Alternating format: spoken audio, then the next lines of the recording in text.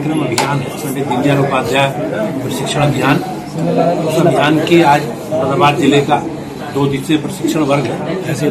प्रशिक्षण वर्ग में मुरादाबाद महानगर के कार्यकर्ता के नाते मैंने उसमें आज भाग लिया है और अपने विभाग के अधिकारियों के साथ बैठक करके जो हमारे विभाग की गतिविधि है, गतिविधियों को कैसे आगे बढ़ाया जाए, अधिक से अधिक युवाओं को रोजगार मिले, स्वरोजगार मिले, इसकी जो योजनाएं हमारी सरकार की है, उन योजनाओं की चर्चा हम करेंगे। सर, प्रधानमंत्री को लेकर के कांग्रेस लगातार हमला कर रही है। कांग्रेस की भाषा शैली जो है वो बिगड़ती जा रही है। अजय राय गाली दे रहे हैं, राहुल गांधी गद्दार कह रहे हैं। कांग्रेस के लोग इस प्रकार से जनता ने कांग्रेस को नकारने का काम देश की जनता ने किया। ये लोग कहीं ना कहीं कांग्रेस आज देश में मरासम की ओर है और कांग्रेस अपने अंतिम सांस गिन रही है। तो इस प्रकार की बयानबाजी करके ये लोग एक नेगेटिव एजेंडा फैलाने का काम देश में कर रहे हैं। लेकिन देश की जनता सब जानती है, प्रदेश की जनता सजग है और कांग्रेस के लिए अब कोई संभावना उत्तर प्रदेश में बची नहीं है। और कांग्रेस को जिस प्रकार की बयानबाजी वो कर रहे हैं माननीय प्रधानमंत्री के लिए, तो देश की जनता उसका निश्चित रूप से आने वाले चुनावों में जवाब देगी। उम्मीद पोर्टल पर सर जिस तरीके से वक्त की संपत्तियां रजिस्ट्रेशन कराई गई थी, उनमें से खामियों के चलते जो है दस्तावेजों की 31,000 से ज्यादा रद्द हो गई हैं और जिसमें कई बड़े जो मस्जिद, मदरसे और दरगाह हैं उनका भी नाम शामिल है। सरकार ने, आपने देखा होगा, वक्फ अधिनियम लेकर आई सरकार आई थी, सरकार ने पास कराया।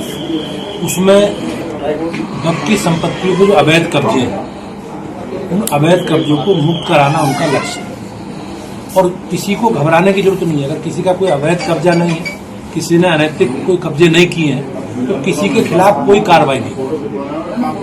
सर, देवबंद की अगर बात करें, सहारनपुर में आज हिंदू ने वो दिया है डीएम को ज्ञापन और कहा है देवबंद के 14 फीट नीचे एक मंदिर होने की उसकी जांच की जाए। अब किसने दिया है, क्या ज्ञापन दिया है, ये उनका निजी विचार हो सकता है। मेरी पार्टी का इस तरह का भी कोई विषय नहीं है। सर, आप एपी समिति के मंत्री हैं सर, और इस तरीके से लगातार पेट्रोल पे, डीजल पे दाम बढ़ रहे हैं, उसको लेकर क्या आप? ऊर्जा की समस्या वैश्विक स्तर पर पैदा हुई है, लेकिन हमारी सरकार सजग है। माननीय प्रधानमंत्री जी, आपने देखा, लगातार इन सब विषयों पर काम कर रहे हैं और मुझे विश्वास है कि जल्दी जो भी छोटे मोटे विषय हैं उन सबका समाधान होगा। कहीं कोई समस्या नहीं है, आराम से डीजल, गैस, पेट्रोल सबकी निर्बाध रूप से सप्लाई हो रही है। लेकिन हाँ, ये समस्या है और वैश्विक समस्या है, ग्लोबल समस्या है और निश्चित रूप से माननीय प्रधानमंत्री जी ने अनेकों बार अपने उद्बोधनों के माध्यम से देश की जनता को इन सब विषयों पर आगाह भी किया। सब बिजली कटौती की बात कर रहे थे, लगातार गर्मी बढ़ रही है और बिजली कटौती भी लगातार चल रही है, तो उसको लेकर के सामने कहीं कोई बिजली कटौती नहीं है।